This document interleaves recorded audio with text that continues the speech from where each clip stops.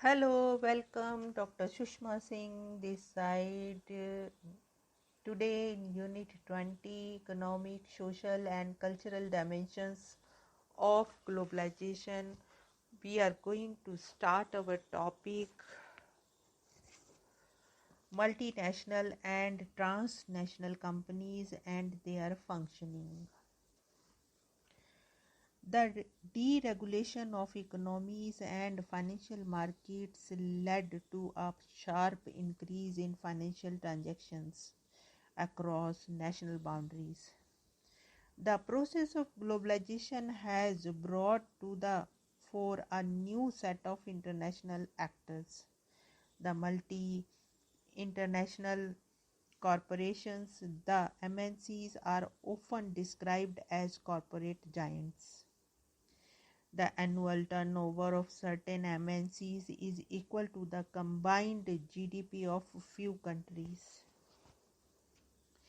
These institutions have financial activities in different countries simultaneously. During the 1990s, the process of globalization intensified the activities of MNCs across the world.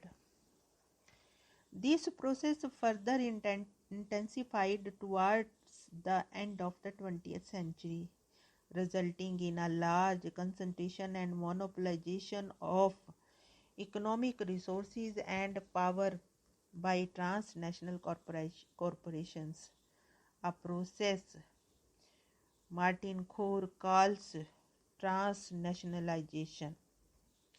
Here, fewer and fewer transnational corporations are gaining a large and rapidly increased proportion of world economic resources, production and market shares.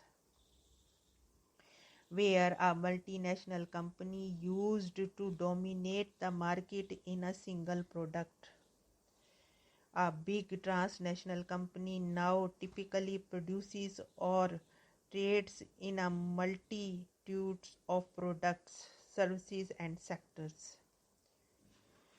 Through mergers and acquisition, fewer and fewer of these TNCs now control a larger and larger share of global market, whether in commodities, manufactures or services. Other than liberalization, privatization and other trade-related aspects, there are some additional economic avenues which reflect the impact of the globalization process. Let us discuss some of them. The one is infrastructural development. The current phase of globalization warranted for the world countries faster and large-scale development of infrastructure to facilitate industries dependent on import and export, as well as to become more competitive in the world market. For example, India needed to develop port facilities if it was to be internationally competitive. The total handling capacity of Indian ports during the mid-1990s was 190 million tons of the trade annually, which was far less than the individual ports abroad, such as Singapore. Although the container handling rates were much lower than the international rates, this shows that India needed massive investments in road building, development of port facilities and in power and telecommunications sector to attract more and more foreign trade. In the mid-90s, the Indian government estimated a total spending of $200 billion over the next one decade in infrastructure development. To meet this requirement, the government drew funds from the private sector and from overseas investors, and with this aim, It opened power, telecommunications, and transport sectors to foreign direct investment. Now, the next topic is expansion of information and communication technologies, ICTs, and birth of the information age. One of the striking aspects of the contemporary society is the rapid development of information technology for application in different areas of electronic activities with significant implications. If we analyze the progression of the global economy, we can see that since the 19th century, the story of the global economy has been a regular succession of leading commercial and industrial sectors. From mid-19th century onward, the leading sectors were electric power, chemicals, and steel. The industries that took off after 1914 were electronics, including telephones, radio, and the then television, and auto, plus oil and rubber. Since the 1970s, leadership in the global economy has begun to shift to another set of industries, one that combines computers, the televisions, the telephone, and the other communication tools, which can be collectively called as information industries. Prominent among these are the computer industry, composed of several subsections including large hard and software sectors. The revitalized telephone industry transformed into telecommunications with such new sectors as cellular, wireless, and cable, and multifaceted, ever-changing media complete with their content providers and distributors. Toffler describes three periods of economic evolution: the agricultural wave that lasted from 8000 BC to the mid-18th century, the industrial wave which lasted until the late 20th century, and the information wave that began in 1960s and will last for many decades to come. According to him, the first wave was driven by physical labor, the second wave by machines and the blue-collar workers, and the third by information technology and knowledge workers.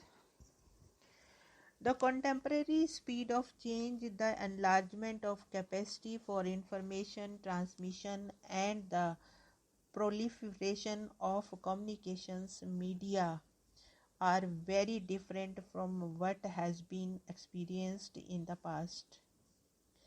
The extraordinary explosion of the both technology and information has considerably reduced the twin concept of time and space.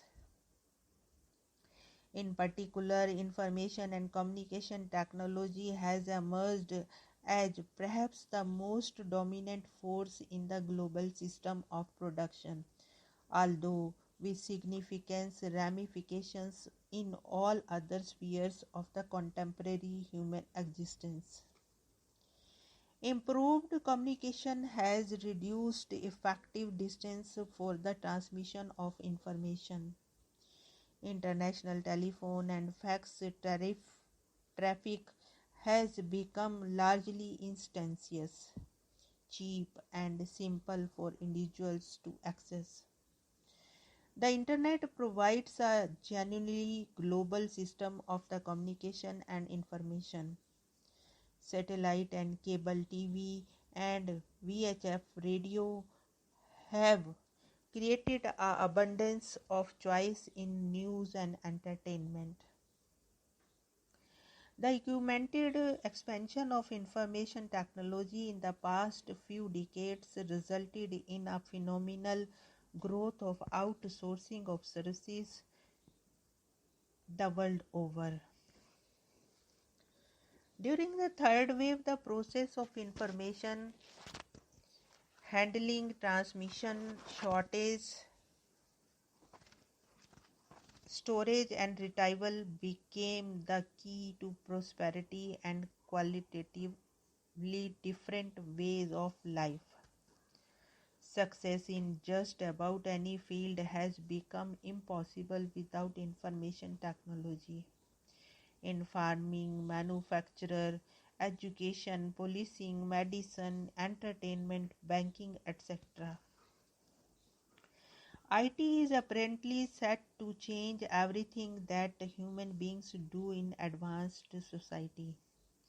Beginning of the computing with telecommunications is considered to spell the start of the new age of information and communication age. Daniel Bell forecasts vast expansion of information technology and foresees major social changes resulting from the establishment of new telecommunications infrastructure, and he called it the information society. Bell argues that in the information society, information technology shortens labor time and diminishes the production workers and actually replaces labor as the source of added value in the national product. Here, the knowledge and information supersede labor and capital as the central variables of the economy. To Peter Drucker, information society is the post-capitalist society in which capitalist and proletarian are replaced by knowledge workers and service workers.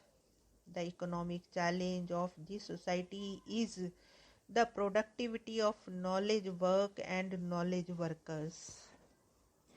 Here we want to close this lecture. Thanks for listening.